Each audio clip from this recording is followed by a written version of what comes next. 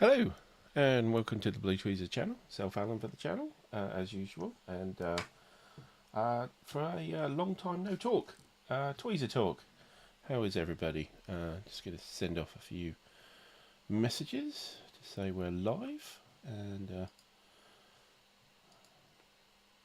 let everybody gather for a little while, and we'll be ready to go.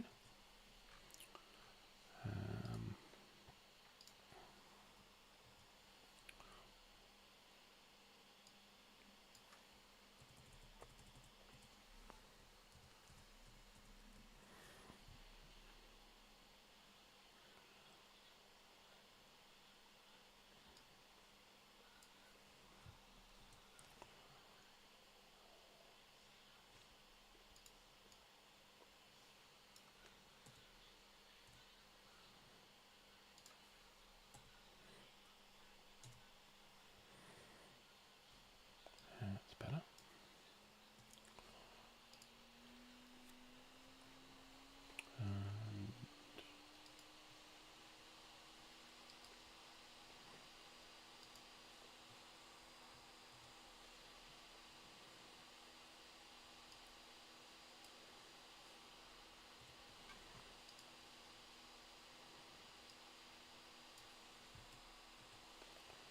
Bear with me just to get all this done.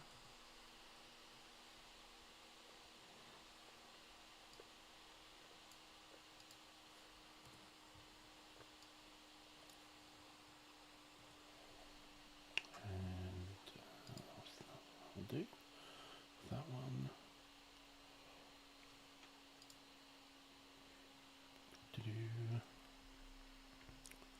So it's taking a bit of time here, just get around everywhere.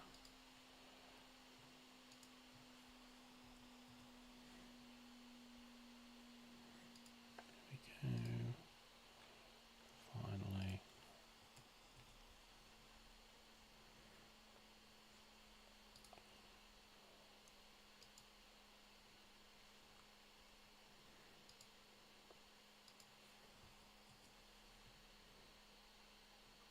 Here we go, right.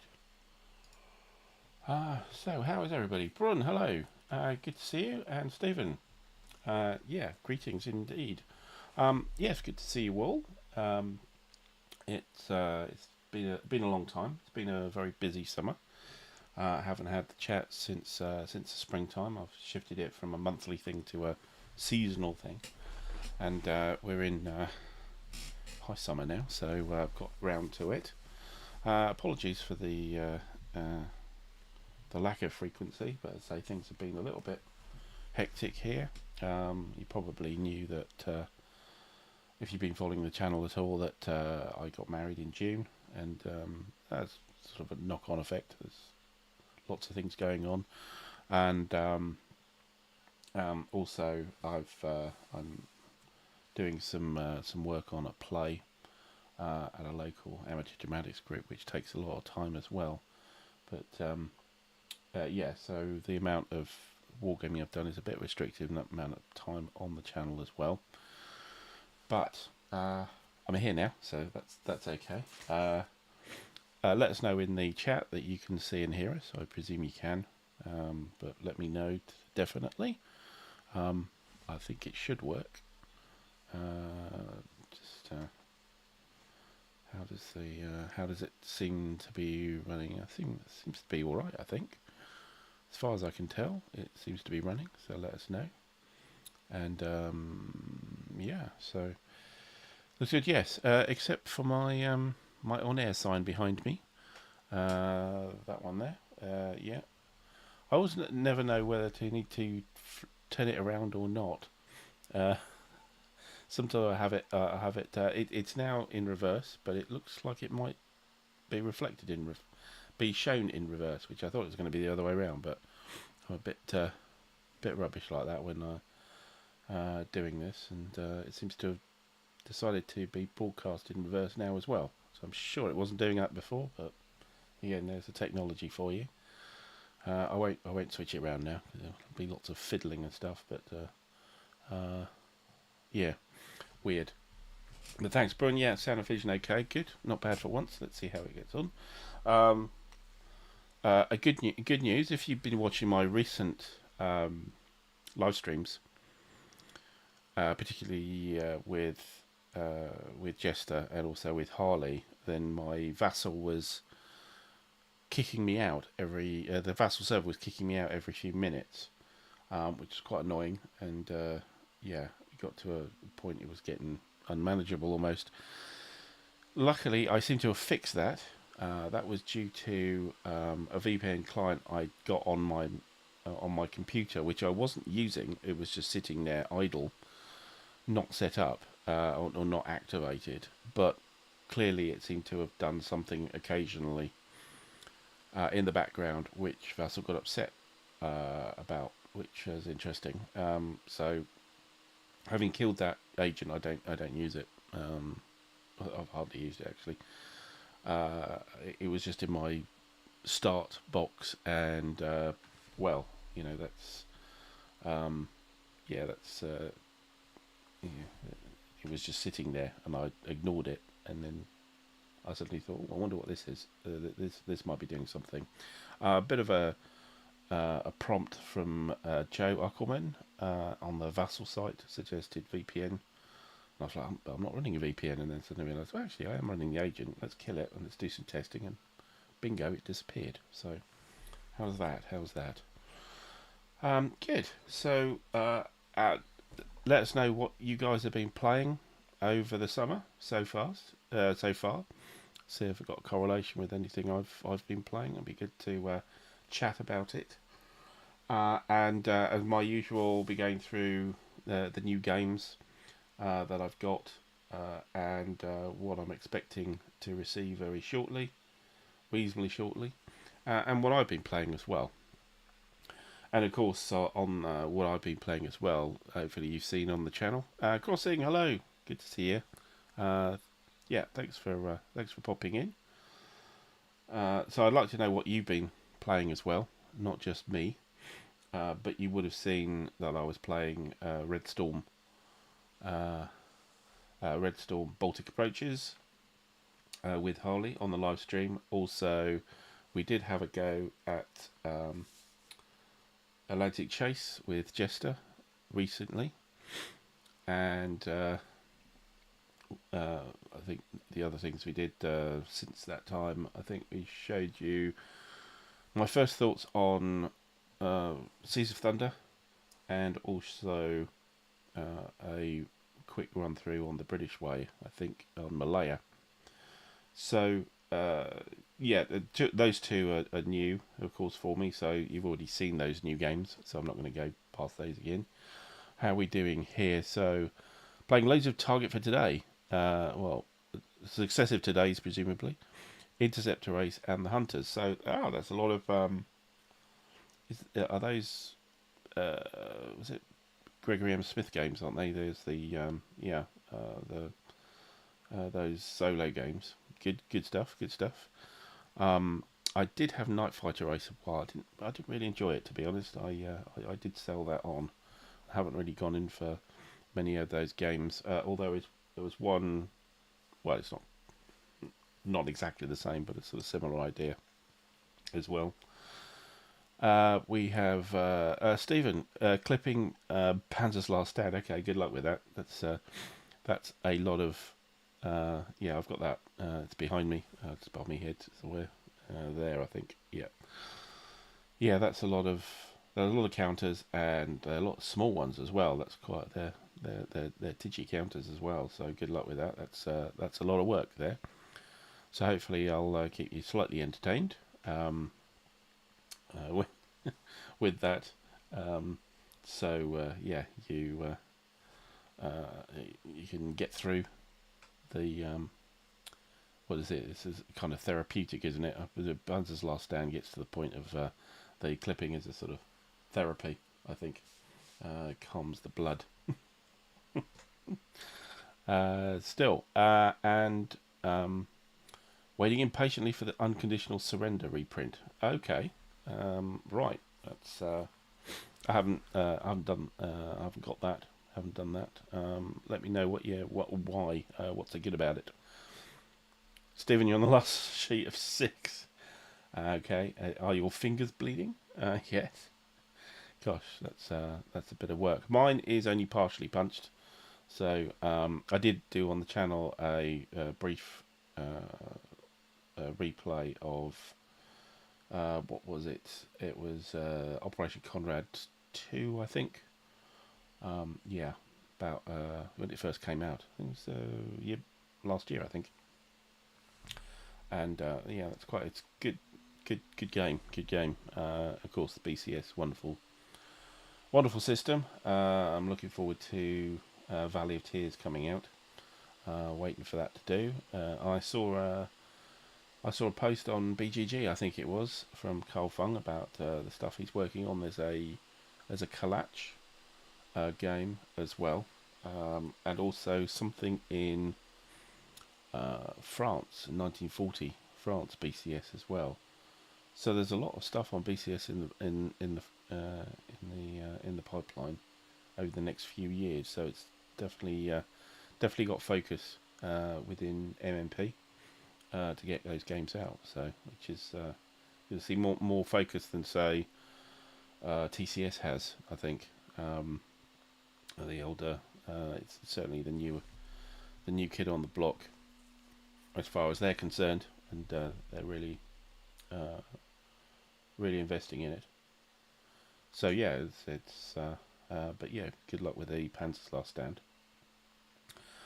And yeah, so what was I talking about? Oh yes, what's been on the channel over the last few months. Still getting your head wrapped around it. Yeah, I mean it's there is quite a bit of difference from the others, isn't there? There's the activation chart, isn't there, where the activation is quite more nuanced than the others have been in the past. But I don't think it's too much of a a divergence from the others in the system. I think I got through it all right. Yeah, the activations. But if you play the scenarios, it kind of gets you in there because there's not that much to do. But yeah, actually thinking about it when I did it, it was slightly the wording was slightly confusing. It did take me a little while to quite understand what they were doing. But I think I got there in the end. So have a look at my video on Panzer's Last Stand. I think I gave through it on my intro. What the activations, how the activations work. It was a little while ago, so I'd have to review myself. But do have a look back on the channel. Look on as a playlist for Panzer's Last Stand. Might give you a bit of insight if you need it. Thanks, Stephen. Anyway, thanks for letting us know, and good luck with it. Absolutely. So back to what I was saying. Yes, we had some Regstorm Baltic approaches. So that's been one that's been outstanding for a little while. I do like the downtown system, and I did do Red Storm itself with Rough Swordsman Wargamer a little while ago to teach him the system, which I think it somewhat overwhelmed him, and it was more of a demo really, because my allies kind of breezed through the Warsaw Pact stuff and made it kind of academic by the time he got to do very much. So, but if you check out the Baltic approaches, this kind of the opposite happens. My NATO forces perform pretty poorly. Indeed, I've probably got something of a complex about F-15 Eagles now, because it really was the most terrible thing. If you hadn't seen it, do check it out. But yes, they rather shamed themselves by disappearing off the board as soon as possible to get away from all those Warsaw Pact fighter sweep MiG-23s, which was bit annoying and embarrassing as well. But still, and my F-16s weren't able to compensate. The Dutch and Belgian F-16s didn't really come up to snuff, lacking any decent range on radar homing missiles, which the MiG-23s did have, so it didn't really work. Still, yeah, so Red Storm Baltic approaches. It was good fun there, and thanks to Harley for popping in and playing, and he knew the rules a lot better than I did, actually, because he plays it pretty constantly, actually. If I'm a fan, he's a super fan. So he was able to let things run smoothly as well. And of course, yeah, the other thing, of course, was the British way with the Whaddaya, which I'm going to talk a little bit further, because I actually got a current game going with that, which isn't on the channel, and it's actually a campaign game. So it was interesting to do that particular module of the 4 modules in the British way, and yeah, it was. They are actually quite different, or as far as I've gone in the campaign so far, you can see the difference between, or potentially between the modules. The games are very, very different in there. So you kind of have 4 games in a box, really, with the coin system. Do I have Dark Blue Defection? I do, absolutely do. Yeah, I think it's behind me somewhere here.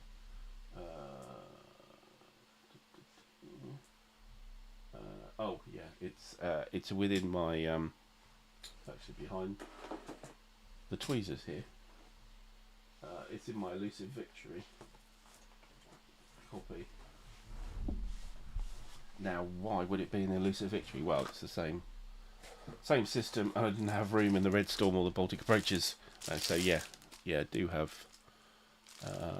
Doesn't really work in the cellophane, but Dark Blue Defection, yes.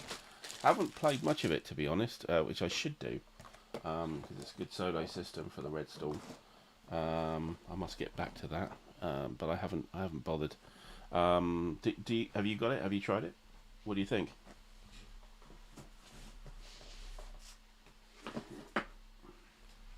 Let us know what you think, Brent.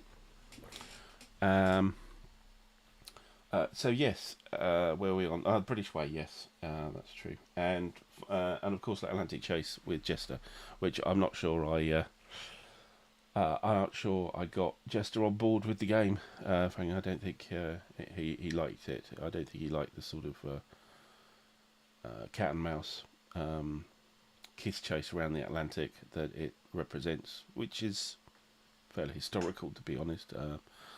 I was thinking he wanted to do a sort of stand-up fight, which of course you're not going to get in 1939 in the Atlantic there, because it's not a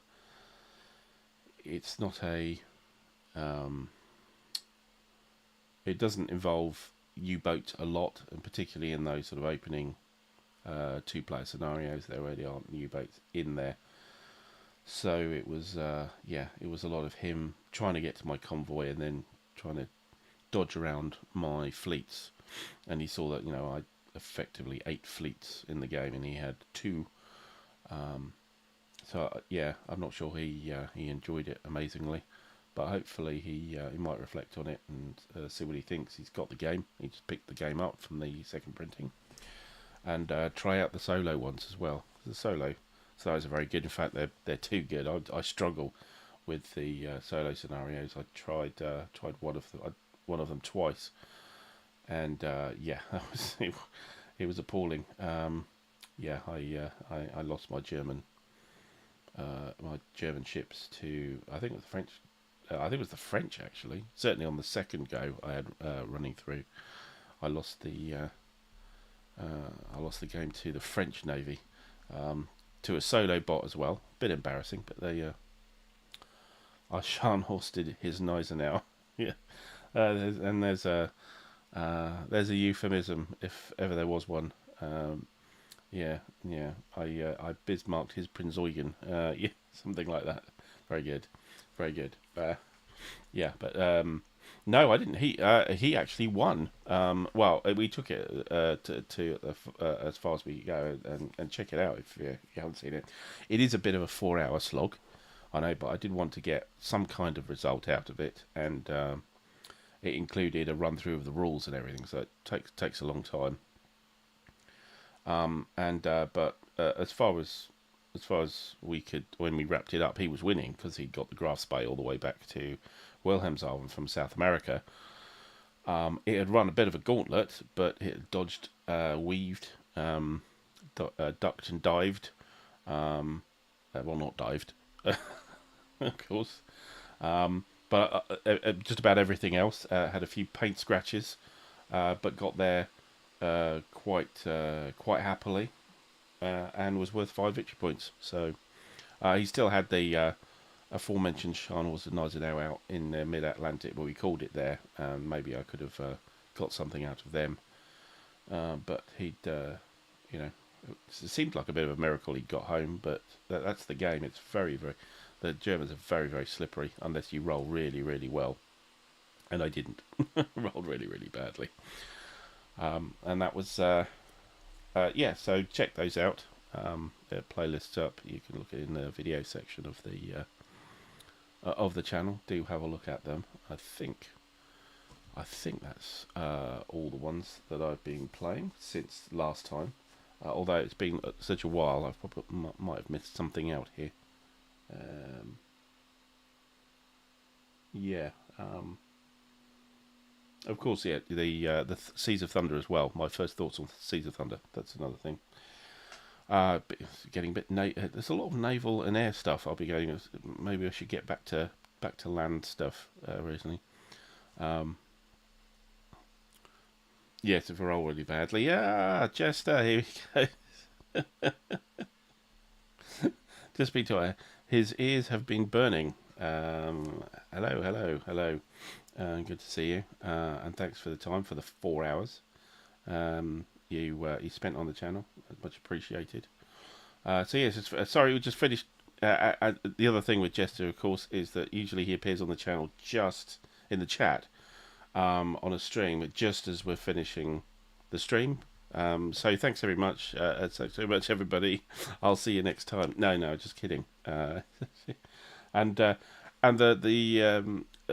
timing I was attempting get back to sort of times that everybody over the pond can join in after work as well. That's why it's a little late here for me to do streams. I've been doing streams 2 hours earlier than this, which is of course a problem with a lot. So I tried to make it a bit later to include as many people as I can. Apologies to those in Oz if you're unable to make it with this time. It's early morning, I think. Yeah, it's too hard working. Yes, we're all idlers to the hard working Jester. So, and you can tell that from his channel. The amount of live streams that go on, was it 2 or 3 a night or something like that? Puts me to shame. But there we go. Very, very hard working. So I'm surprised he's not on one at the moment. So good to see you. Good to see you. Where was I? Oh yeah, Seas of Thunder. So the first thoughts on that, which a lot of people have been talking about. Actually, I think that that stream I did on Seas of Thunder, it seems I considered it possibly a game that was a little bit Marmite. If you don't know what I mean by that, you people love it or hate it. I think, although I was probably a little bit in the middle. I think it's a tough game to solo.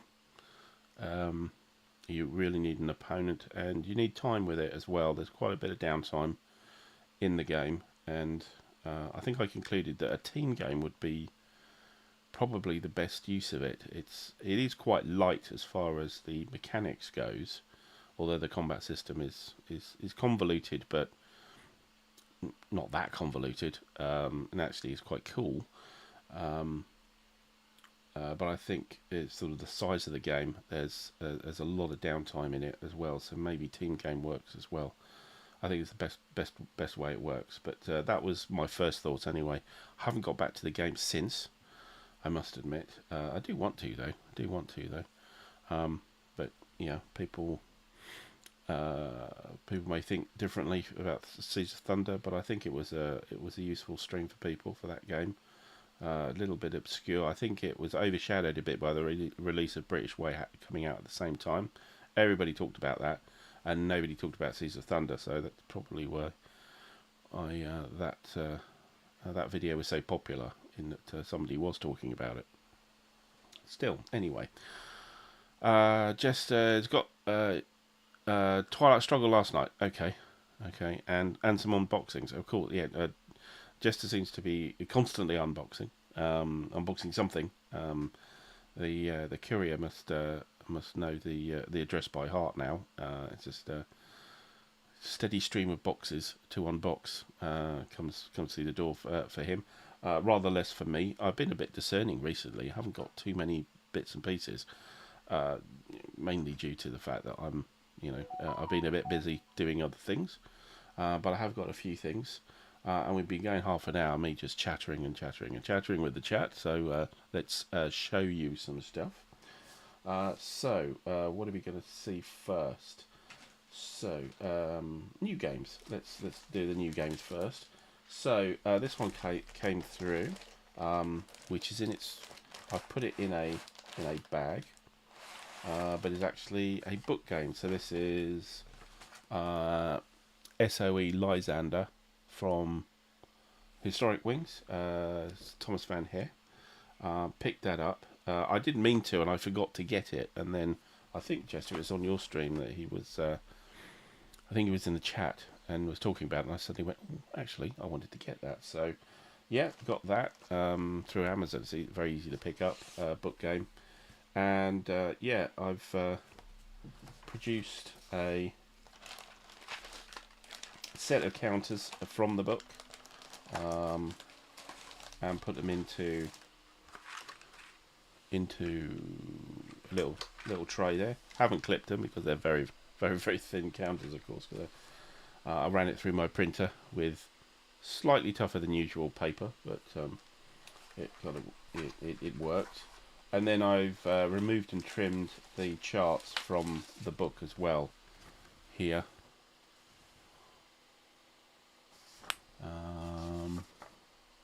The weather charts as well. So, and I had a few goes at it.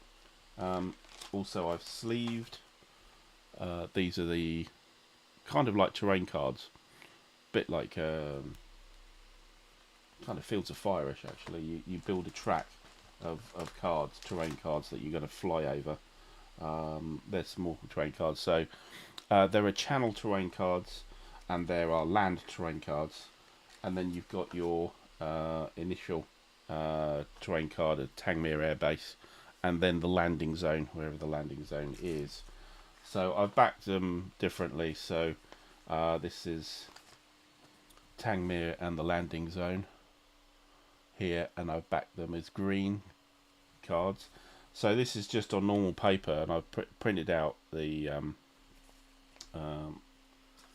from actually I think it was from BGG. I actually got the files from the printed printing files, print them out on standard paper, and then put them in sleeves. So I didn't have to do that with thick paper at all. It works quite well putting them in the sleeves. Then you've got the channel ones, which you've got the blue back on them, because you've got to cross the channel each time because you get flying from England. And then you've got the standard terrain cards, which kind of fill in the middle. So you'll start with Tangmere Air Base. There'll be a couple of channel cards, and then there'll be a number of terrain cards, and then of course you'll have the landing zone afterwards, and you've got to get from one to the other with your Lysander. I think I'm really bad at it. I haven't been able to. I've gone through it 4 times now, I think, and I don't think I've succeeded in a single mission. So I don't know if I'm rolling badly. That wouldn't be uncharacteristic of me. Crossing, you've got it. You played a turn and a half. Okay. So how did it go? Because mine, I think my first three ended up in being shot down by night fighters. During they were fairly clear nights. I tried it in a storm and I got lost, loitered too much to try and find the landing zone and ran out of fuel. So it's probably me being, well, it's almost certainly me being crap or not quite understanding what's going on here. I think I've got the rules okay. I don't think I'm missing anything, but just I think in the game I'm finding that if you just roll badly once, and there's a lot of dice rolls in the game, every time you move the to a different terrain card, you roll to see what the weather is like. And it's a neat weather system. I do like the weather system, and actually the weather system is probably very good core part of the game. It's this sort of programmed system so that you start off with the weather you have in Tangmere. You have a forecast of the weather at the landing zone, and then you have a forecast of the weather in the future when you come back to Tangmere, and you have those this chart here, and you place the three counters on the track. These are different. Each sort of campaign, sub-campaign, I think it's sort of is done on a full moon cycle. So each of these are a full moon cycle. As you can see, that's kind of like a turn track as you fly to see whether you fly or not. When you choose to fly, then you put the weather markers on. You roll on the table depending on which time of year you're doing, and what you then do is each turn as you go to another card, you roll a dice to see if the weather in that card goes slightly wrong one way or the other, but also you roll to see if it starts drifting towards the forecast, and it may not get to the forecast, or it may, or it may, but it could be delayed by the sort of random backwards and forwards shift as well. So those two dice rolls, you then put the weather on that zone. You move to it. You work out which altitude, high, medium, or low, and then the card itself will have threats, which seem to be more than threats as far as I'm concerned. Crossing is need to reread the rules. Pretty much explains it. Okay, right. Takes a bit getting used to. Yeah. Yes. The rule book is quite wordy. Nicely wordy. You know, it's written very in a very friendly way and a positive way, but it is very wordy. So you've got to go through quite thick paragraphs of words, etc., to pick up the big details. So yeah, I know what you mean. Crossing. Yes, it doesn't quite tell the story in shorthand of exactly how you play the game. You've got to kind of read the whole thing to kind of work out what's going on. But as I say, I seem to be pretty useless at it. But it's fairly inexpensive. You can get it from Amazon, and Thomas is a good bloke you can contact if you need to with help as well. There's the pilot logbook as well, which, as you can see, I haven't put too much on because every time I fill it out, it only goes to one entry, and then oh dear, never mind, kind of thing. Yeah. So I may try and try again at some point. A lot of games to play though, and yeah, I do want to get back to it, and it's interesting system, quite different, but get it if you want to. Yeah, very very different to your pretty standard hex encounter wargame. Right. Yeah, of course. Let us know how you get on. Let us know how you get on. But at least you've got a turn and a half. I don't know if a turn you mean as a mission, or you mean one card, 1.5 cards. I don't know. Can you do a half a card? I don't know. I forgot to say, after you've done the threats, then you have to roll to see if you've lost your way. So that's on each of the cards. So you know, you only need to roll bad, particularly on night fighters. If you roll badly, then you're probably doomed. Yeah, yeah, and that's seems to be my experience. Well, there you go. That's SOE Lysander. The big one, which everybody's been talking about, and lots of stuff, lots of channels have been covering, etc., is the American president, Mr. President from GMT. This big chestnut. That's the old chestnut. It's a big new chestnut. Gosh, what a game! Got a very comprehensive, and I've got to say, like SOE Lysander, I seem to be completely bloody useless at it because I keep getting sudden death losses on it. First time I played it, I'm trying to remember now, it was a couple of crisis cards in a row bumped the Russia-NATO conflict track up to 5, which is war, which is the end of the game, and you lose. I was like, okay, thanks, cheers game. Didn't see that coming. You know, there's only 5 on the track. There's only 5 spots on the track, and 3.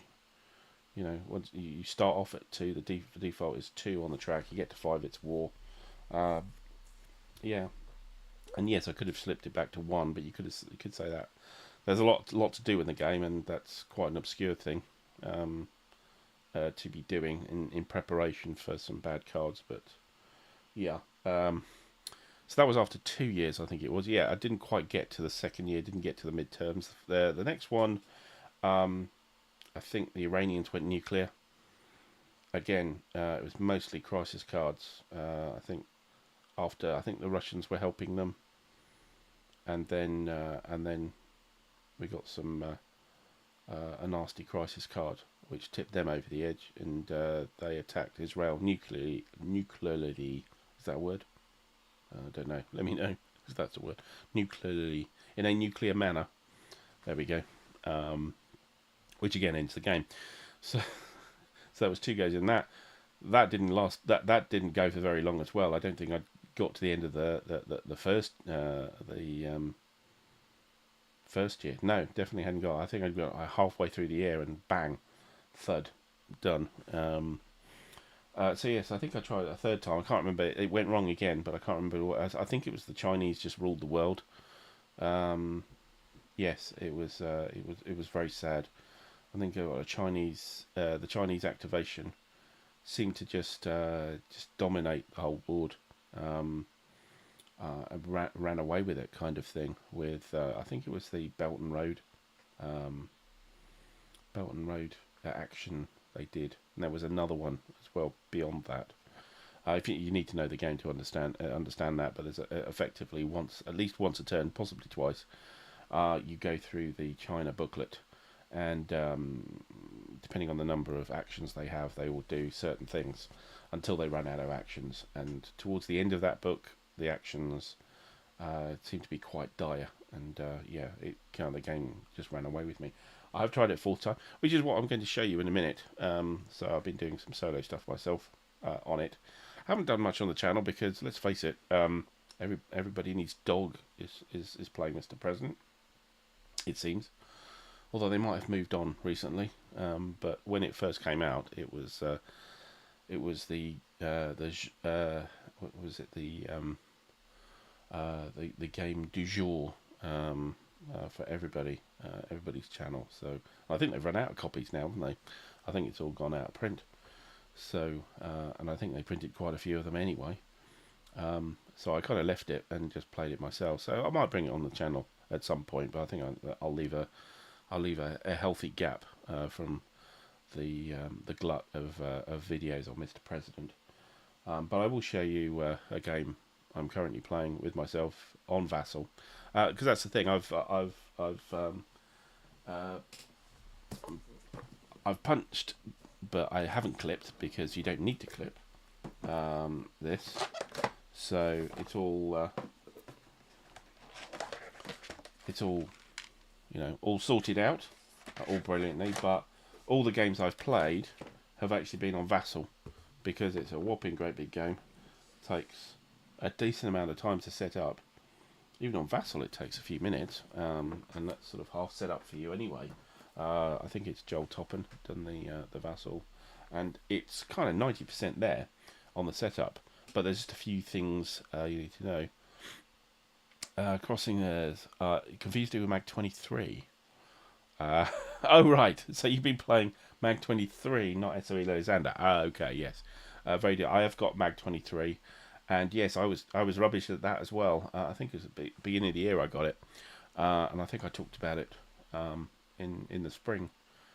I'm pretty sure I talked about it in the spring chat, and it was, yeah, that was very tough as well. I stuck most of my fighters crashed on takeoff from Henderson Field, and then just were completely overwhelmed by the horde of Japanese zeros. So yes. What kind of clips have I got? I've got the these ones. These ones. I can just get them out. Yeah. So was it 2.5 mil, something like that?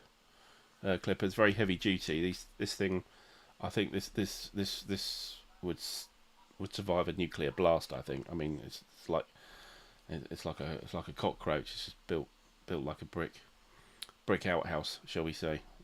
We have a different phrase in English, brick shit house. But there you go. It's not it's not a stream for children, so happy to say it. But yeah, it's been going quite well. I've had to re-oil it a couple of times because it does start to squeak and gets very tough. But yeah, it's quite tough on the hands, and I'm not clipping all the time because what I don't get a new game and go, right, I'm going to clip the whole thing. I just don't do that. I go, right, if I'm playing this scenario or that scenario, I'll clip what I need, and enough status counters, and leave the rest on the sheets. So I don't do it. So I infrequently do it, in which case my hands never get, particularly my at least that area of the hand never gets quite used to it, so it's tricky for it. But that's the one I've got. I actually got that from America, and I think it cost me ended up about £100, mostly because of the postage to get it. So yeah, it's a prized thing. Haven't got the big one. They weren't available. I think they were unavailable when I got this one. This was the only one I could get hold of.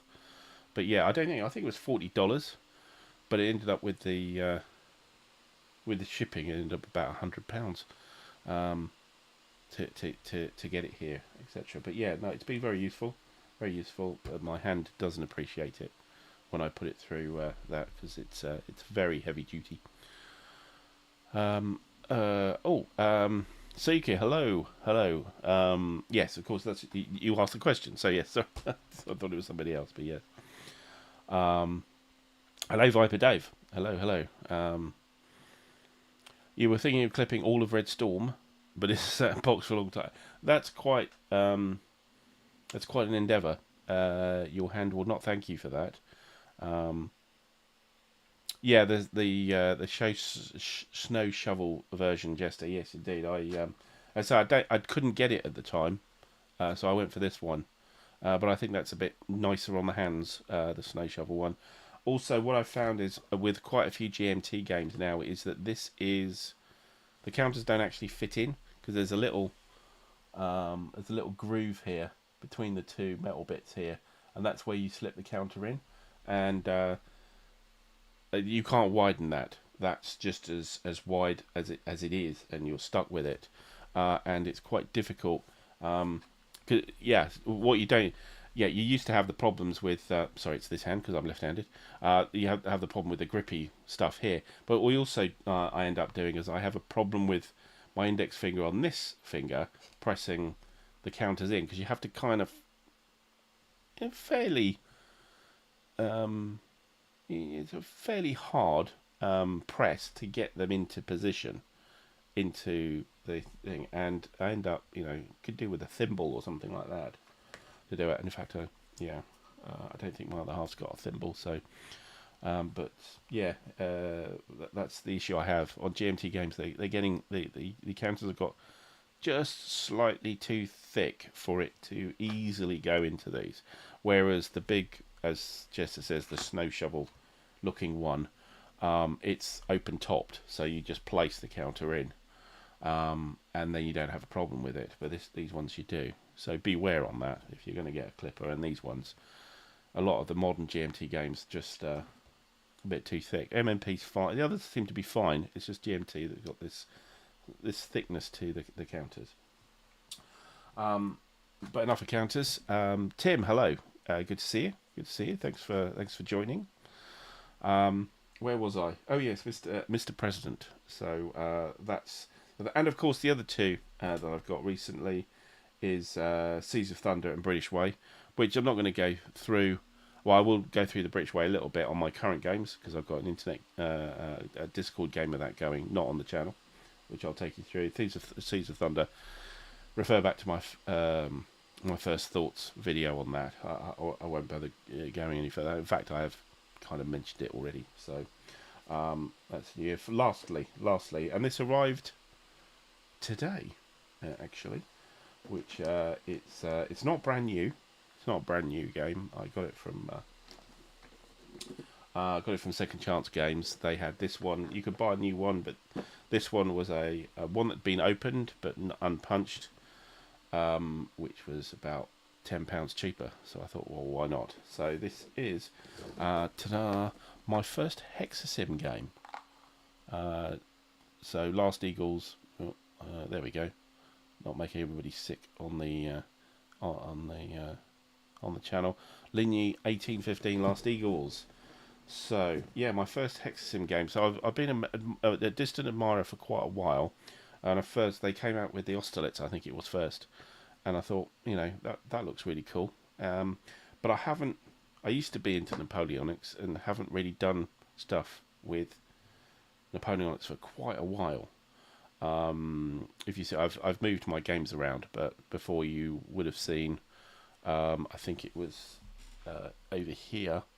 Would have been quite a lot of La Bataille games, which I've had for Yonks, loads for 20 years or so. And before that, I think one of them I got 30 years ago, I think, when it first came out. Ilau, I think, was the first one I got when it was first published, long time ago from Clash Farms. So I kind of played that system and kind of went with it and gone, yeah, okay, I've got that. I do like the Napoleon at base system as well. Had a few of those games, and I still have. You can see, I think you can see. Yeah, I have Napoleon at bay. It's just behind this kind of pillar here, there, and I've also recently picked up. I got it at PunchCon. And actually, maybe I should get that out because I don't think you've seen that on the channel. Napoleon at the Crossroads again. It's an old game that I'll get that out as well. Hang on a minute.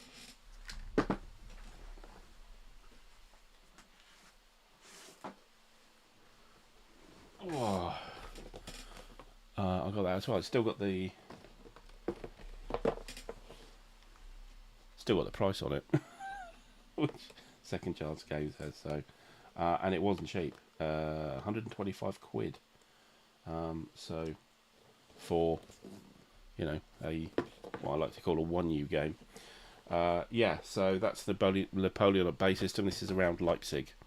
So I've got pretensions of possibly coming up with a solo Leipzig game. So this is kind of I like the system. Very difficult to find opponents for it. I would like to put it on the channel. I was going to do it a couple of years ago, I think, with Pat Mullen. We were going to do Napoleon at Bay, but I suddenly thought of it because there's not a lot of counters in it. It's operational Napoleonics. Not a lot of counters, and they're mostly hidden. So I wasn't convinced it looked very videographic, but maybe I should change my mind on that and introduce it on the system. But it's not really a soloable system at all. But that's Napoleon. I'll come in. But I was talking about Ligny, so this one. So yeah, so I saw they came out with this, and I thought, New system, interesting. Not really into Napoleonics at the moment, so I won't bother. And I haven't bothered for quite a while. And then I thought, no, I should get one of these. They look cool. So yeah, if we look at it, and you might have seen these Hexasim ones again, because they've been around for quite a while now, and they've reprinted a few and released a few. So this is The Last Eagles is the latest series. I mean, they're all very similar games, but there's you've got the Rising Eagles was the original Austerlitz. This is Last Eagles, which is Lindsay, and then there's a Fallen Eagles Waterloo. And I've had a few Waterloo games, so I thought I think I like Ligny better as a battle. I don't know why, but it's because it's slightly more obscure. Certainly in the sort of Anglosphere, it's not really understood battles like, well, Blucher was beaten Blucher was beaten by Napoleon, and then there was the big battle. But actually, Ligny was a huge battle, huge battle, before a couple of days before Waterloo, which deserved its own thing. We got series rules here, and also the playbook. It doesn't really call this book anything, but it's effectively the playbook. It's got the scenarios in. It's got example of play. Yeah, different scenarios. Example of play. So what you call a playbook, but it doesn't actually have a title. Talk about it. It seems lighter than La Bataille. Even, with the, what do they call it, the regulations of the year 21 or whatever, I can't remember, which was a sort of even lighter version. But it seems there's no facing in this. So I always quite like games of this sort of kind of area that doesn't do facing. I don't know.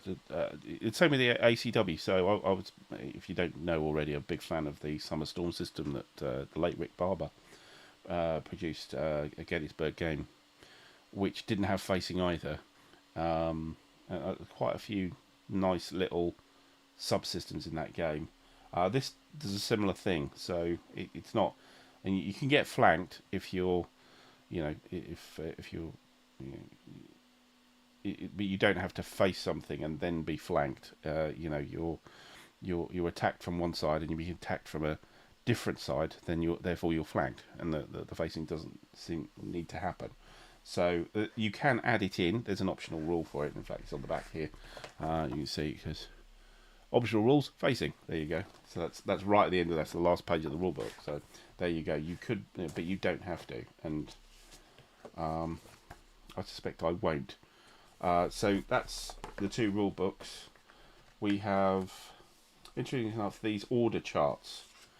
So again, a bit like the regulations version of La Bataille, where they have maneuver units. So each corps you order to do, or you activate it in turn. This is very similar, but you actually have orders, a little bit like Great Battles of the American Civil War. So, well, there you've got the advance, the attack, and you've got the march. This, you've got a kind of attack and defend order, which you define for each. Plus, also, if you're doing attack, you can see these red dots. Might be able to see the red dots on the chart. This is actually a representation of the full map. So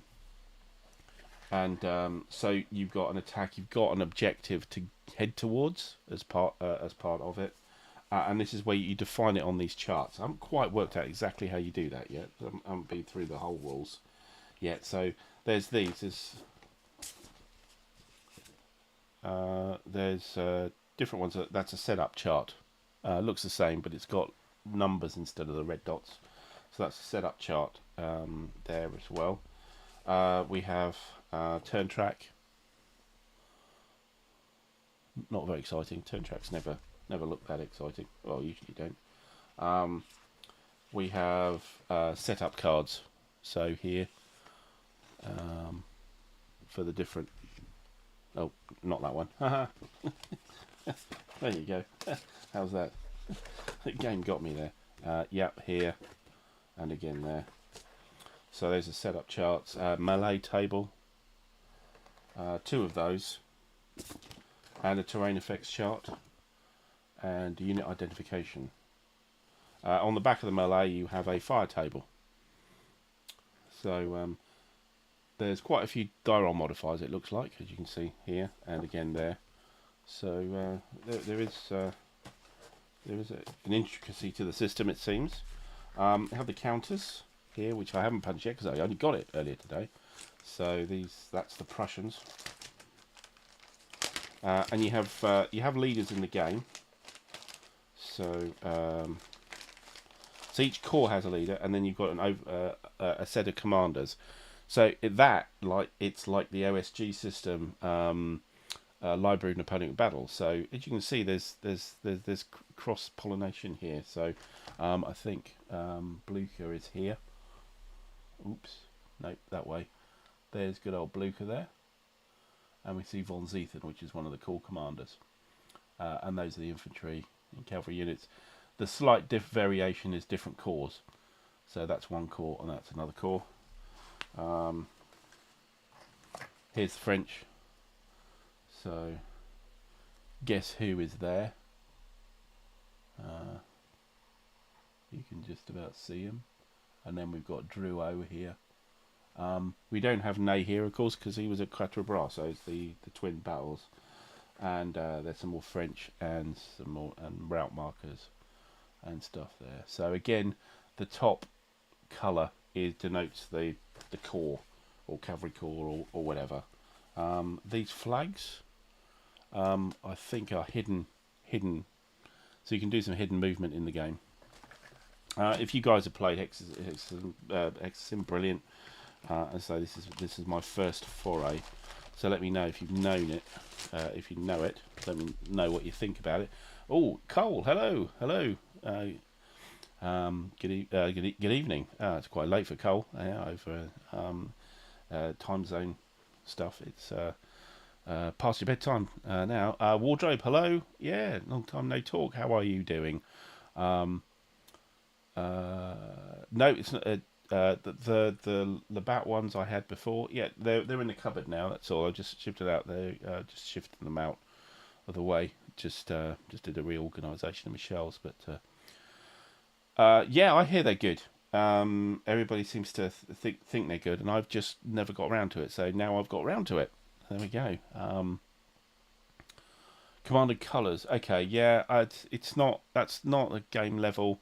I'm not a big block game person at all, and I need a bit more out of my game than Command and Colours gives me. I think it's a little bit too basic for me. But listen to me, it's a little bit too basic.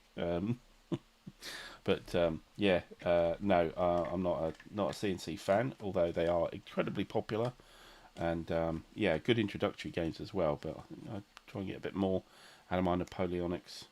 Really. We have some cards here. Blue and reds are for the side. Now I think there are some tactics cards here, but also there are cards which you can. It's not quite buy, but you can grab at the beginning of the campaign game, which gives you variability on reinforcements. So I think one of the Prussian corps who wasn't there in the battle could be there.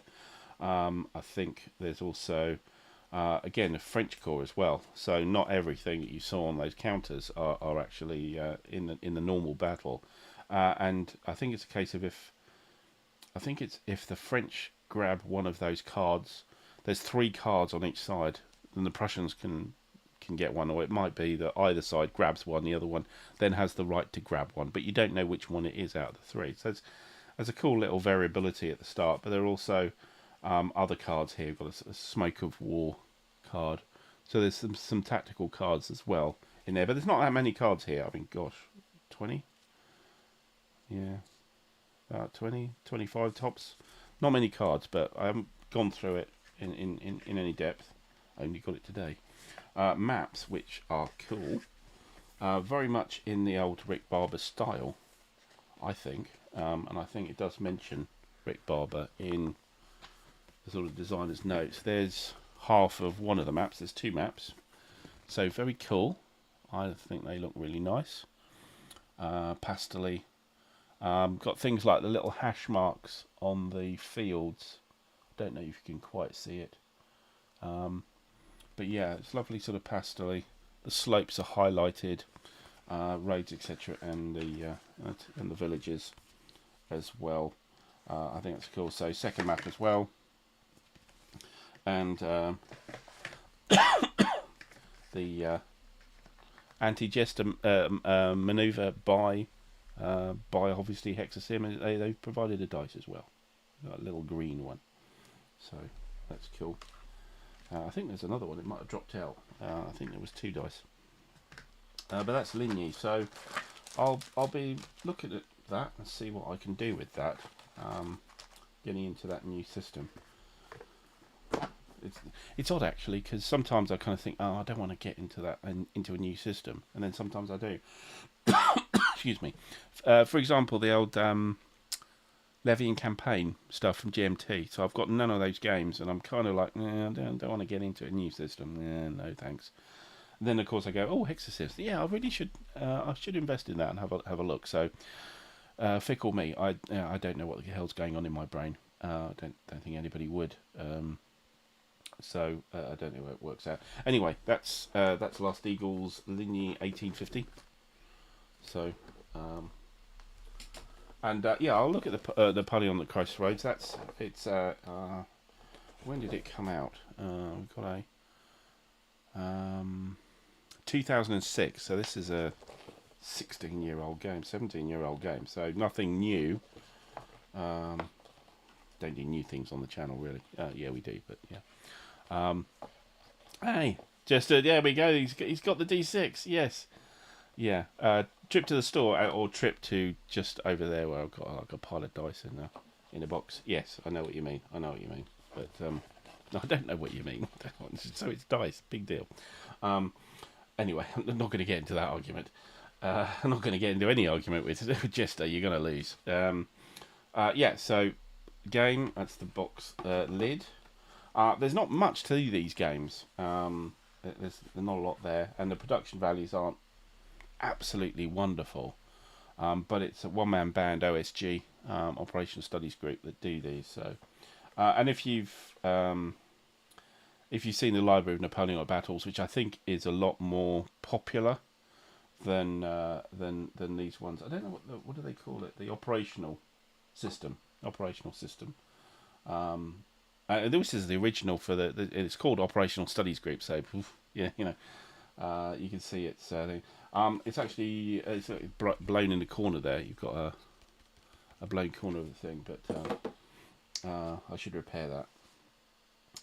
But yeah, Napoleon at Crossroads. So this is the lead up and inclusive of the Leipzig battle. So there was a game which was done by Avalon Hill called Struggle of Nations, which was the whole 1813 campaign. It was very unique because it had tiny hexes, and the counters were 2 hexes wide. Really cool game. I used to have it. I don't have it anymore. Long time ago, it went disappeared in the Great Disappearance, which I won't go into now. But yeah, so this is the same system, the Napoleonic-based system. So operational, the counters are divisions, maybe regiments, but mostly divisions. And it's the rules are fairly set. It's not that tricky a game to play. Those are the charts. Again, they're printed in the rule book rather than separate. I don't think they've got separate player aid cards for these, and they might do. It's not that tricky to play, but it's very difficult to play well. A bit like Great Campaigns of the American Civil War. I mean, that's not a difficult game, but it's a difficult game to play well, because you've got that operational feel. It's kind of like, oh, what the hell do I do? You've got this whole army, and what am I? How am I going to organise all this? because you've got, rather than just the battle tactical kind of thing, you've got that operational view. A bit like sort of BCS, I suppose, on World War Two. Although BCS, it kind of your situation, your setup tends for you to understand what you're supposed to do. Generally the scenarios, and even in campaign games, you kind of go, okay, yeah, the placement of the troops, etc., at the start kind of leads to what you're supposed to do. With the Napoleon at bay system, it's kind of like I could go in any direction I like. So, but it's not a tricky system, but it is a hidden movement. Rulebook is 23 pages long, and that includes index and campaign analysis, designer's notes, and scenarios are all here. So the rules actually finish, including optional rules, they finish 14 pages, so fairly light. One sheet of counters. As I said, there aren't a lot of counters in this game. French blue, of course, here. Then you've got, those are the Russians, the Browns, Austrians here. Prussians are, they're down, where are the Prussians? Oh yes, they've got a sort of grey blue here. That's the Prussians there. Those are the Austrians. And we're talking hundreds of thousands of men here, so Battle of Nations, like Leipzig. So there's a lot in here, but these are all divisions. You do have breakdowns on cavalry. You have these things called vedettes, which you can kind of try and find out about. Flip the opposition counters over to find out what they are. And these little sort of cavalry battles you can do with these to try and get the initiative here. Although in 1813, the Allies have got a lot more cavalry than the French do, because they lost most of it in Russia. And then you've got the commanders. So the commanders at the top. If I show you again, these are the commanders. You've got the little portraits of them all, the Allied ones, and these are the French ones. And of course, there's the bloke there. And for the Allies, you have,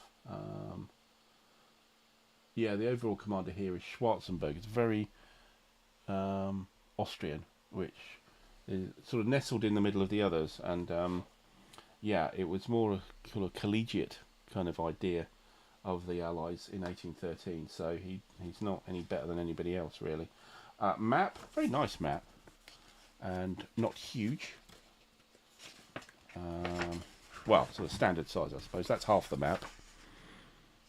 And here's the other half of the map. I'll go in close up so you can see some terrain and stuff. Silesia. There we go. And Saxony. If we look, where's Leipzig? Where's Leipzig? Leipzig is on the back here. It's just that sort of confluence of roads here. I just stuck my finger over it there. So that's Leipzig. So you can see the extent of the territory that this covers. So it's not just the battle, of course, which takes place around there. So that's the map. This is the standard rules. Oh, okay. So what was the other one? That was the exclusive rules. Sorry, the 14 pages were the exclusive rules. This is the standard rules. It's getting late. And this is 18 pages long. So again, not a lot. There is solid rules. Fairly dense text as well. Not a lot of pickies and stuff. There are examples of play. So it's very traditional in its thing. And I think these are kind of just stuck out with all the difference. There's quite a few of these. I've got Eagles Turns East 1807 is probably the main one, and of course I've got a couple of copies of the Napoleon at Bay as well. So I've got a couple in these series. There's various other. We've got a turn record track, and again, none of this is very colourful. It's single. So this is the manifests. So the counters on the board represent the division itself, but the strength of the division is actually held in these manifests. So even though the map isn't absolutely huge, you've got these manifests around it where you actually put where these what the divisions are. So you actually put the divisions on this map, okay, on these manifests, and say how strong they are, or you certainly used to do that. And these are each of these are tracks. So as you take casualties, they'll drop down. Actually, no, that's the manifest. So that is starting strength. Actually, sorry, that's an indicator of the starting strength. Might have this completely wrong. Yeah, here we go. These are the organisation displays. Sorry, so that's where you put your division counters on there usually, and so they're underneath the leaders, and the leaders are the guys that you put on the board. That's the Bohemian army. So this is the Austrians and Russian Austro-Russian army. The Silesian army here, which is sort of Blucher's lot, with Prussians and Russians, and then the North Army. This is the Swedes. This is Bernadotte. You've got Bernadotte to track there as well. The French army. You've got their main one, which is you've got Napoleon here, Murat next to him here, and down. And there is some more of these. So actually, there's quite a few of these. You've got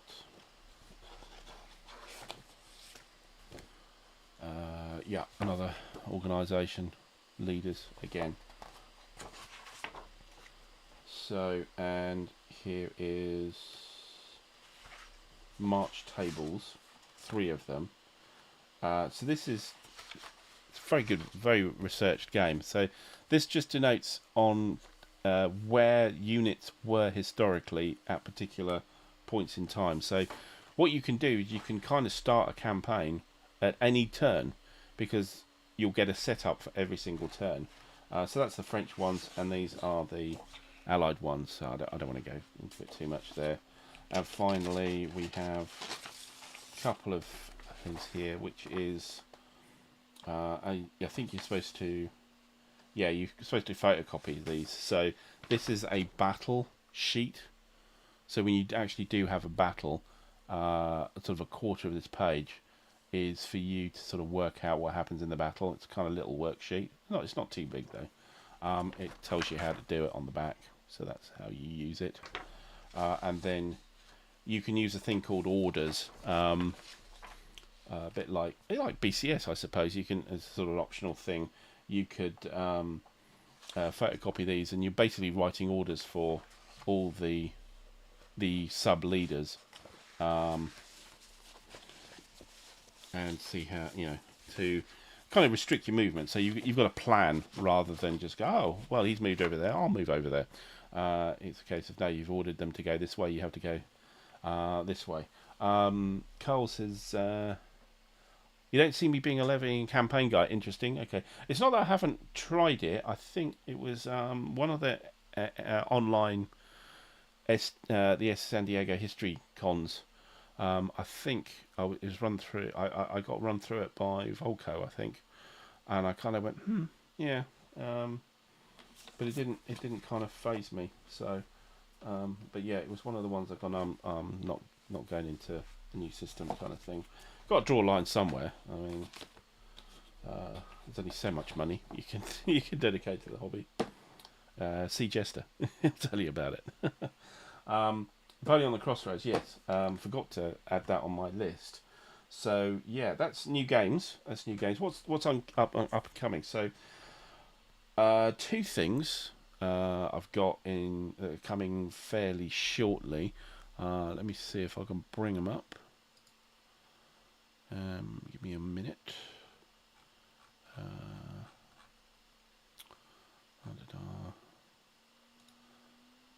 Yes.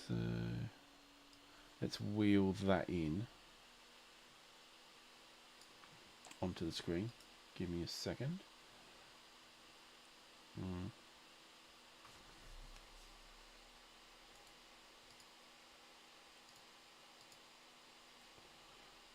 Yeah, let's just turn me off, and you should be able to see me behind. Nope.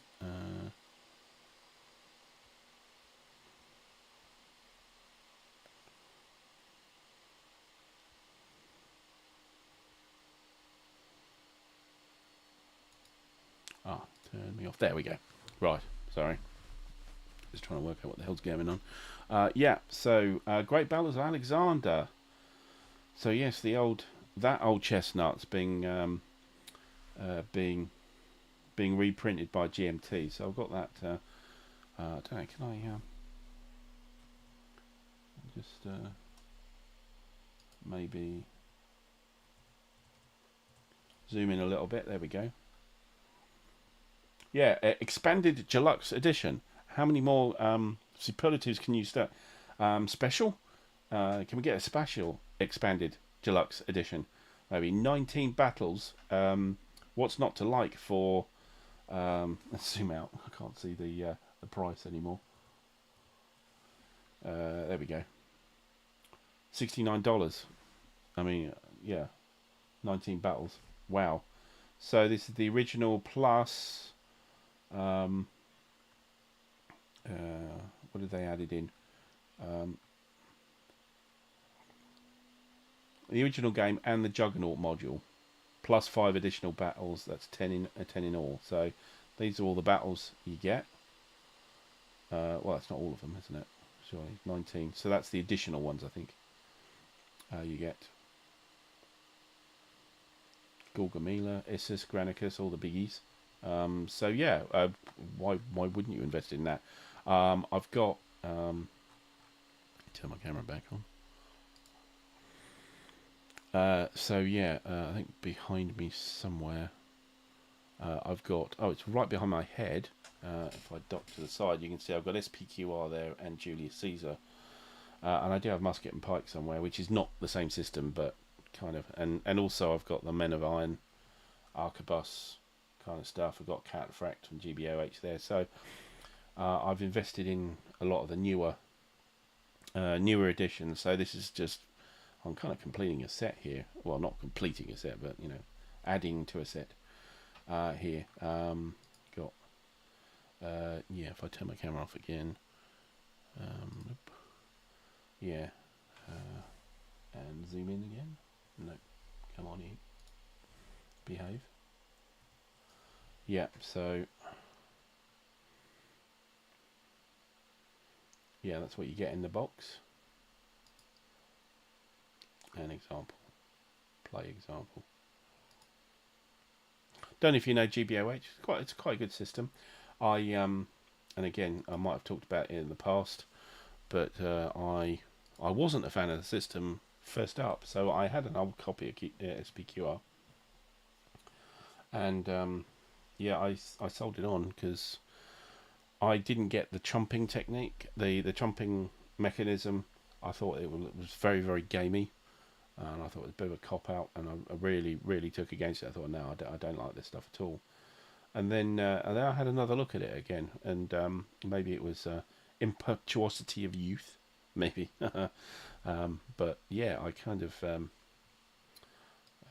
yeah, it was a sort of, not quite a revelation, I suppose. It's a little bit over the top, isn't it? But certainly a kind of yeah, a reassessment. Yeah, that's far more far more rational. A reassessment. I thought, oh, okay, it's yeah. Crossing you off. Yeah. All right. Have a good evening. And have a good rest of the week. Good to see you again. Cole says most of the P500s I'm don't seem to be going anywhere, sadly.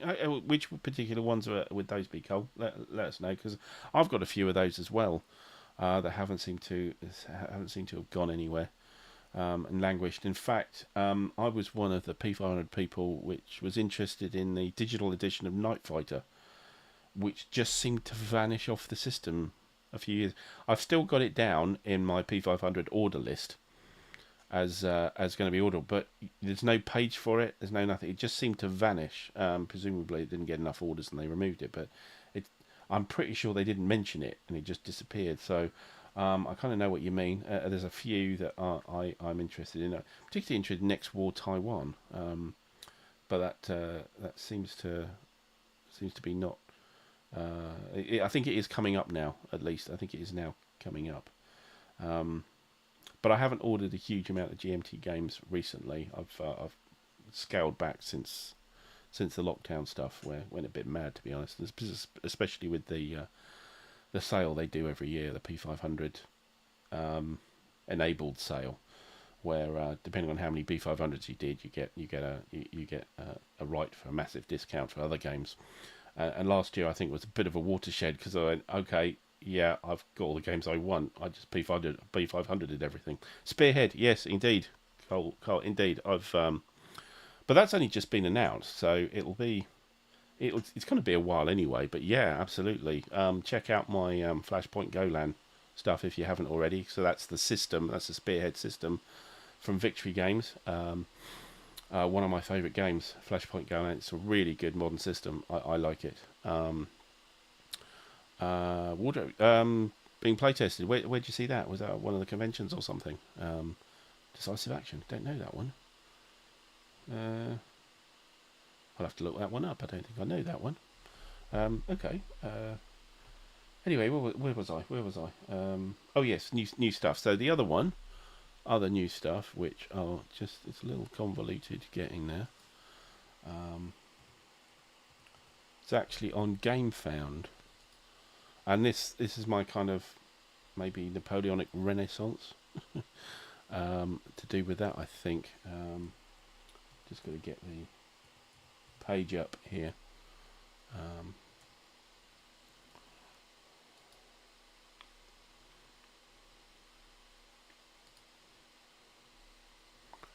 Yeah, just let me feed that in here. Turn myself off. Yeah, Battles of Napoleon, Volume 1, ILAO 1807. This is a company I haven't heard of before. I came across this on Twitter, actually. Sound of Drums. It's a Swiss company who are doing a tactical Napoleonic. So kind of, similar to the sort of Hexasim thing. Probably that's what woke me up to, oh yeah, I haven't got a Hexasim game. If I'm going for this one, why wouldn't I get a Hexasim game? So I think it was probably a leader. But so this has been funded, and it's kind of ready to go. So I think expected to ship it next month. So it's now they got, yeah. So similar type of system. Sounds quite good. Sounds quite accessible. But we'll see. I thought I'd try it out. That's the counters. It actually has little blocks. So I think they're sort of supply blocks or something, like ammunition blocks or fatigue blocks or something like that. So there's that in it, because it's ILAO's a real weird battle, because it was in the middle of a snowstorm. It was in a winter battle, and yeah. But you can see there's a lot of counters, a lot of counter sheets there. But interesting. So I thought I'd give it a go. So there is an interview there. Have a look at if you go to look this up in GameFound, you should be able to see it. There's a little bit of video there which is halfway stopped. Probably my fault. There we go. Yeah, that's the cavalry kind of thing. I think that's kind of line and column idea. This is the artillery, limbering and unlimbering, and they've got a chip pull system. So, oh yeah, these are the cubes. So fatigue cubes. So anyway, and you can download the rules and have a look at it. So I'd look, and I thought, yeah, go for it. And again, I don't think the pledge was that pricey. It's finished now, but it's not too pricey. It's a European-based game, so the shipping's not, not mortgageable. But yeah, it's the other one that should be coming up next month. I think it should be coming out. It's a fairly rapid thing. I think they got basically everything bar the printing done, and they were just ready to sort of push the button locally to get that done. So yes, that's. Oh no, you couldn't see it. Hang on, did I? I must have put myself back on. Yeah, sorry. While I was chatting to you, it was all not available for you to view. That's not unlike me, is it? Yeah, here's the little videos they have. That's sort of column and line idea. Same with the cavalry and the infantry, and the artillery is, you know, limbered or unlimbered kind of idea. Anyway, there, that's enough of that. Right, and so what have we got next here to show you?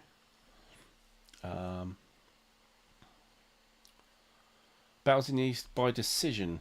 Okay, yeah. I don't visit their site very often, to be honest. Decision.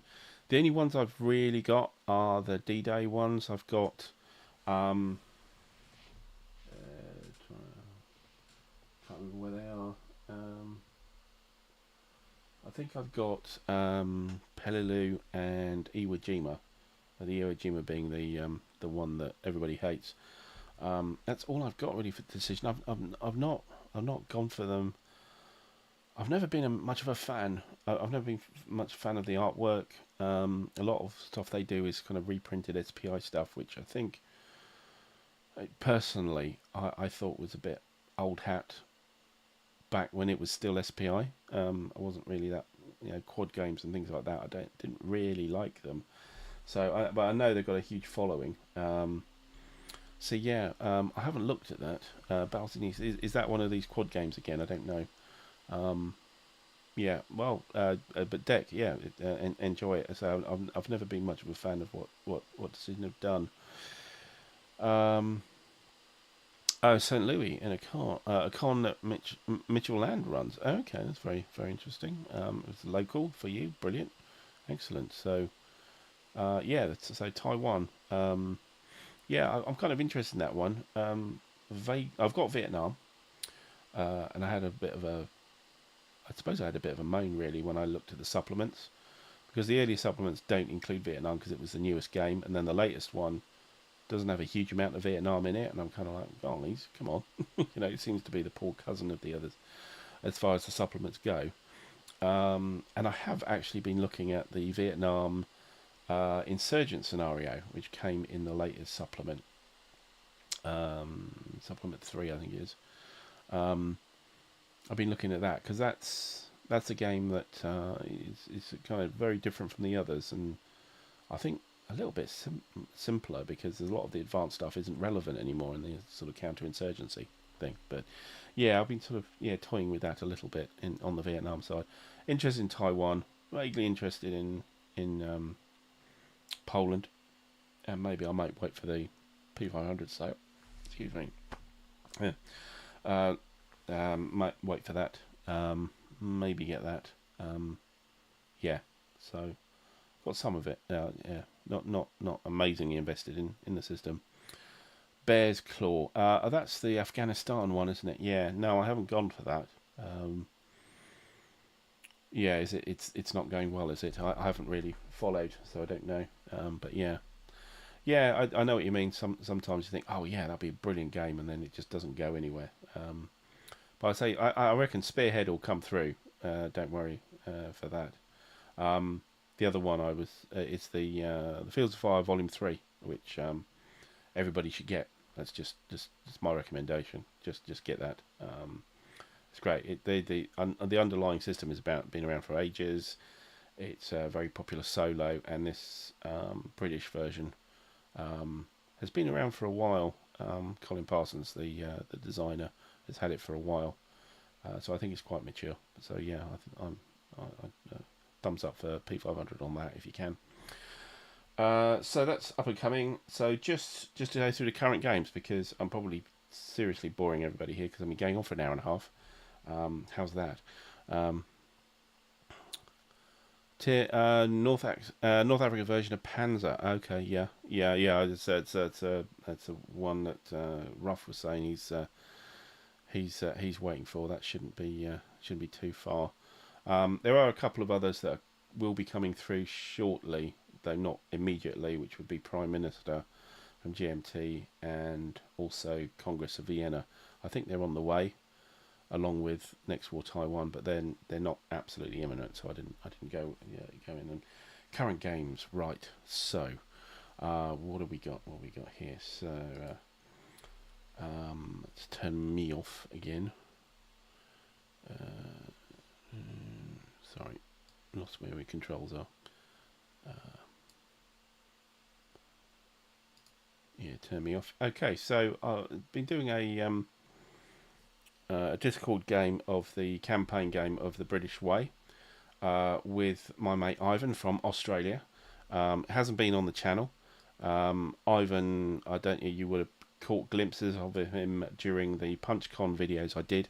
He was playing my game of 1940 NAC Paris by Vickard Simulations, so he was opposing me, I think, although he was not immediately opposite. It was a team game. British Way here. So we're halfway through. And I haven't been doing that well. So we've done Palestine and we've done Malaya. As you can see, you had to scuttle from Palestine. This is how well did you do in the sort of sub game. Scuttle is effectively, I got down to I lost, but I lost at the end of the game. I didn't lose on a sudden death, which is what scuttle means.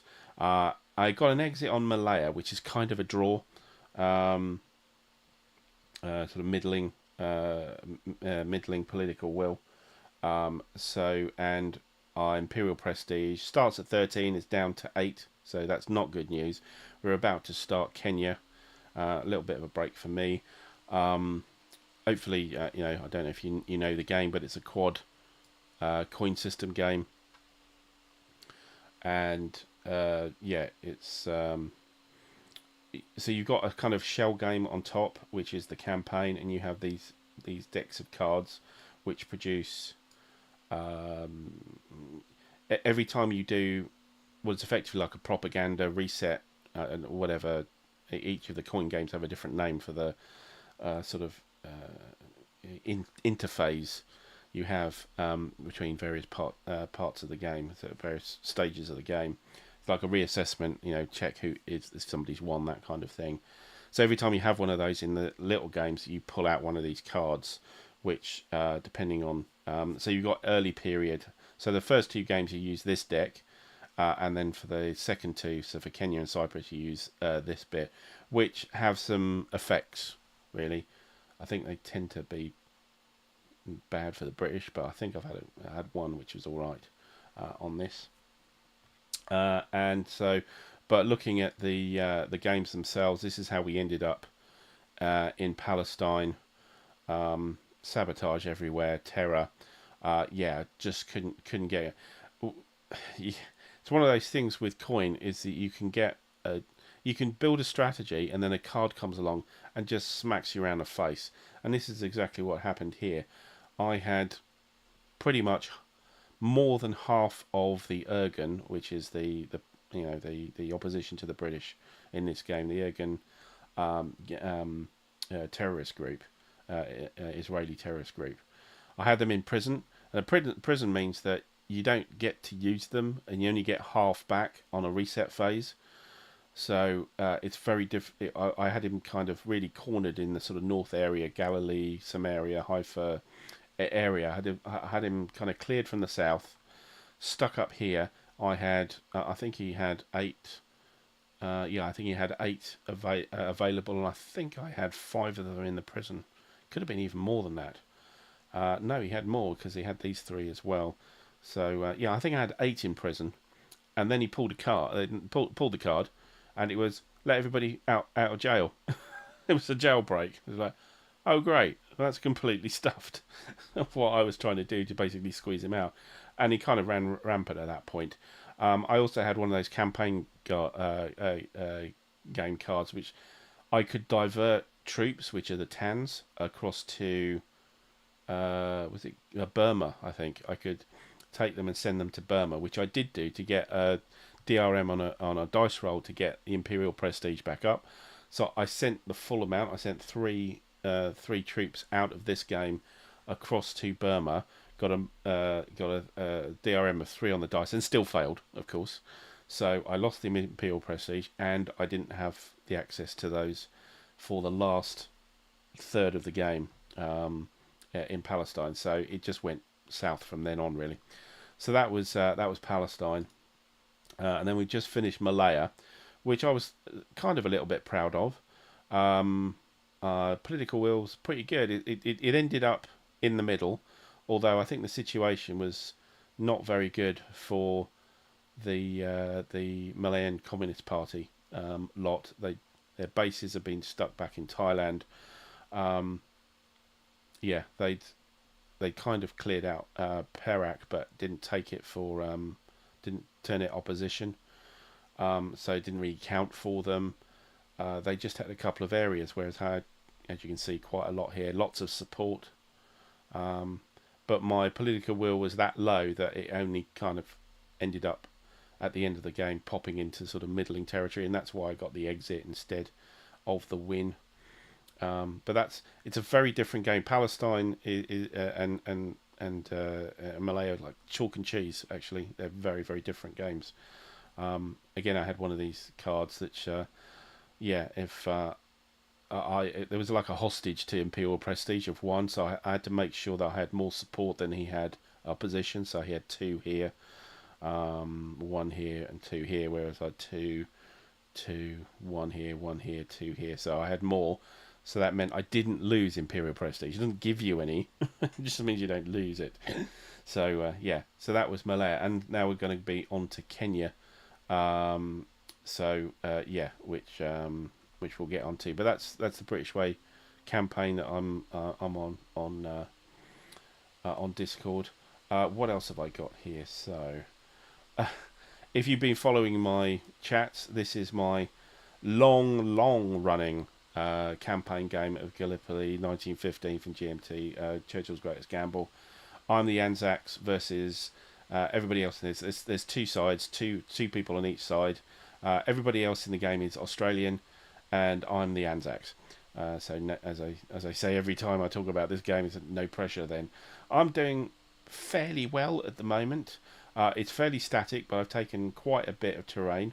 If you imagine the original historical front line was kind of just in this little corner here around Anzac Cove, whereas now I'm sort of most of the way up the hill, almost to the summit of the initial hill. That's the big hill there. But I've got some movement going on here, so I've got sort of flanking manoeuvre here. If I could get my orders, and if I could, orders accepted, and also I could get some decent chip pool biases. So it's a qualified chip pool system here. So you dice for initiative to see which side pulls the chip, and then also you have what's known as a sequencing dice roll, which the Allies have worse than the Ottomans. Which if you make that dice roll, and it's not likely, it's fairly, I think it's a 20% chance. I think they've got 30% chance.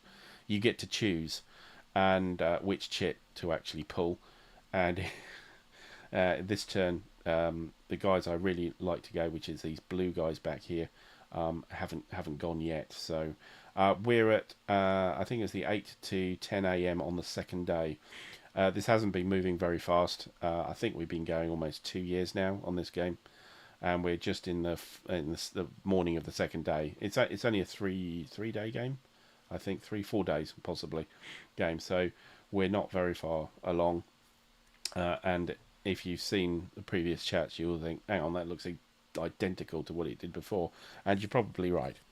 So it's a good game, but there's 4 of us playing, and not a lot happens for most of it. The British are just terrible. If you think the Anzacs are doing quite well, look at the British. They're still stuck on at least one of the beaches here, and they can't get themselves sorted to have any movement inland at all.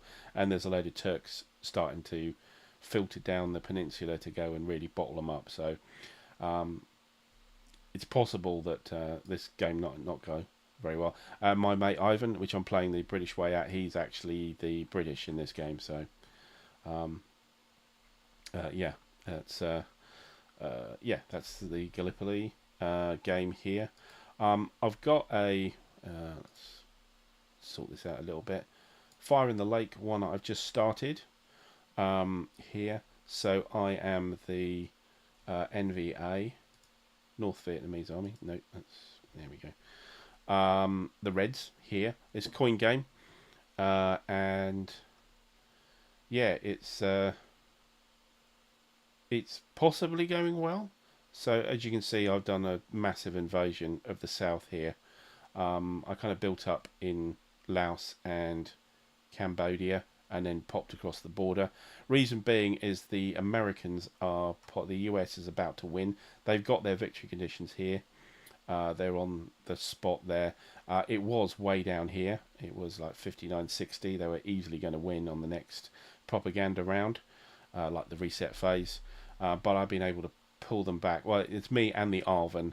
The Yellows, the South Vietnamese player, has been doing lots of corruption to upset everybody, upset the population, so that the American comes down. And then I've also been doing some terror as well with this invasion to try and bring that down. So we're quite reasonably close to a propaganda card. So it might be very close. For myself, I'm only one away from my victory level, so I need to be on 19. I'm on 18 at the moment. So it's a bit tense at the moment. It's a bit tense.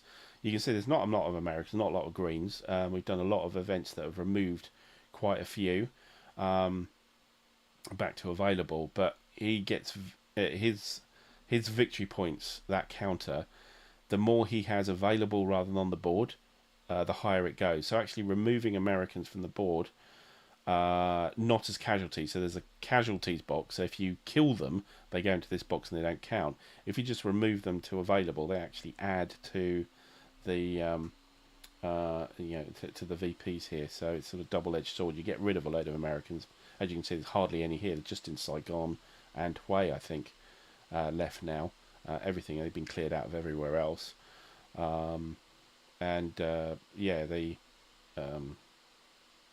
It's quite tense. It's quite tense here.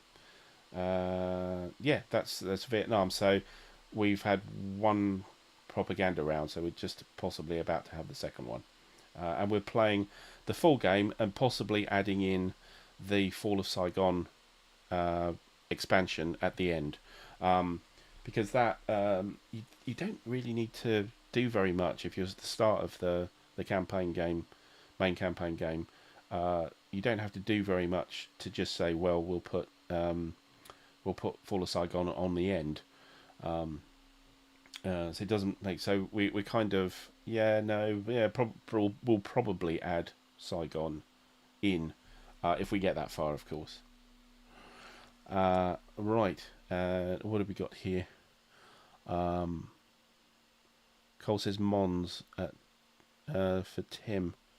Tim says yes. So is that the rifle and spade system? So the Gallipoli system, that Mons, the Mad Minute, which seems to be floating around. I think Compass have it now, but nobody's saying very much.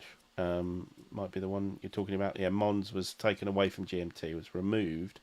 I think I'd heard that Compass had picked it up, but I haven't heard any news on it. So, yeah, indeed. Yeah, I'm interested in that as well, because I'm playing Gallipoli. I do quite like the system on that. So next, who we got next? So finally, I've actually got a Mr. President game going on at the moment. I'm in year 1. We are about halfway through. This is just on the war progress section here. How's it going?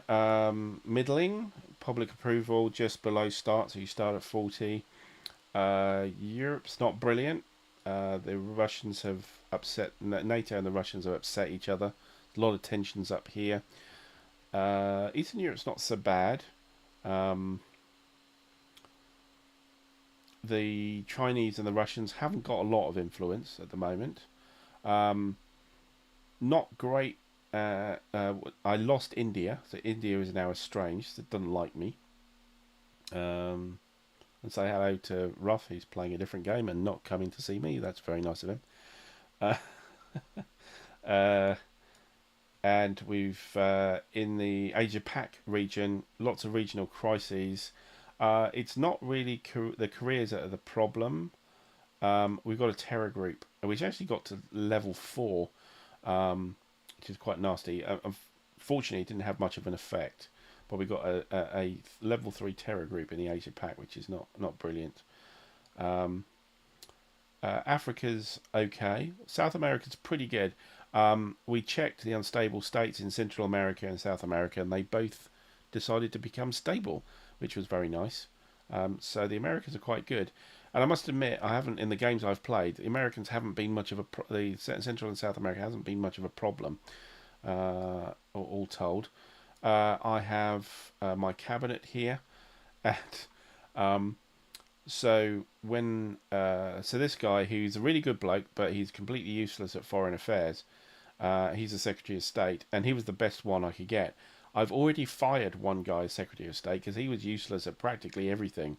At least this guy's got a +1 action, but his 0 in the spot for Secretary of State is annoying.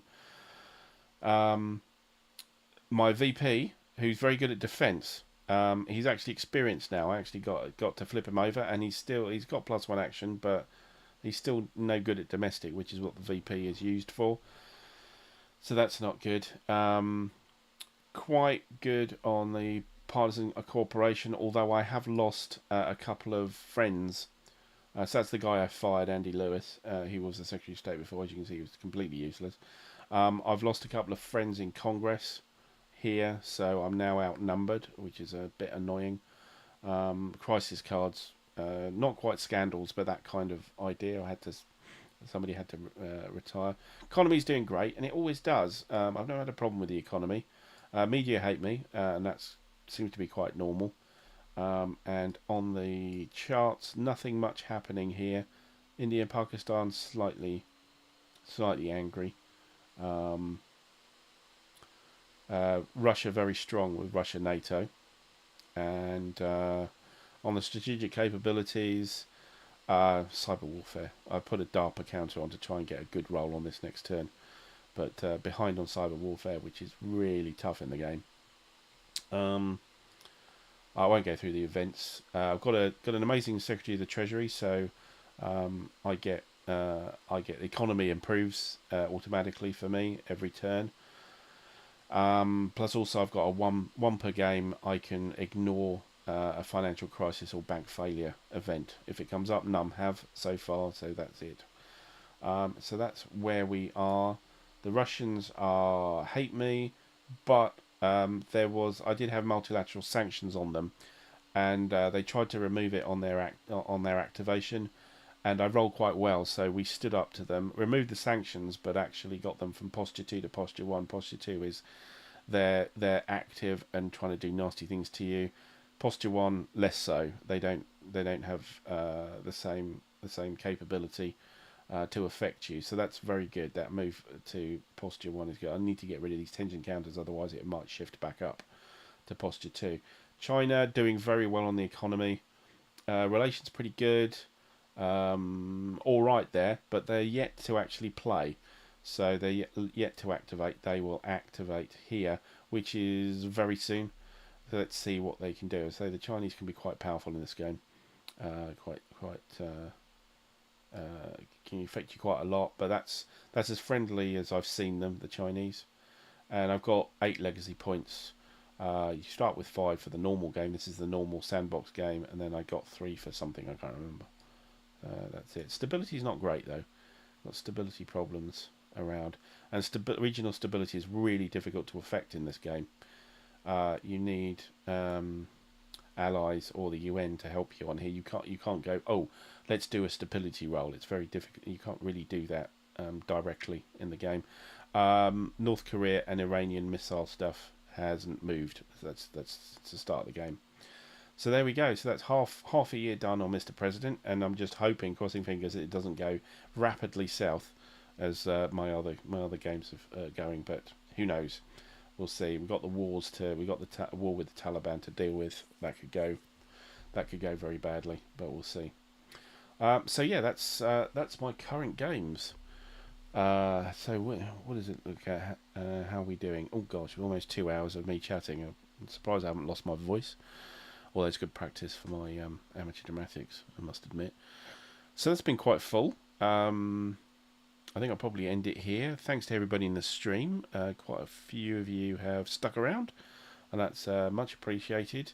Do come back to the channel and watch some of the live streams. We'll be getting back to a bit of recording soon, so watch out for that. And yeah, much appreciated the support, subscriptions, the likes, and all that kind of stuff.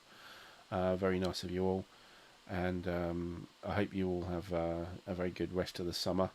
And here's to the next chat, should be in the autumn. I never know. I might run a special. Don't know. Might run one in between. We'll see how the time goes and the availability. But until then, thanks everybody for watching, and see you on the channel due to the live streams as and when you can. Until then, thanks for watching, and bye for now.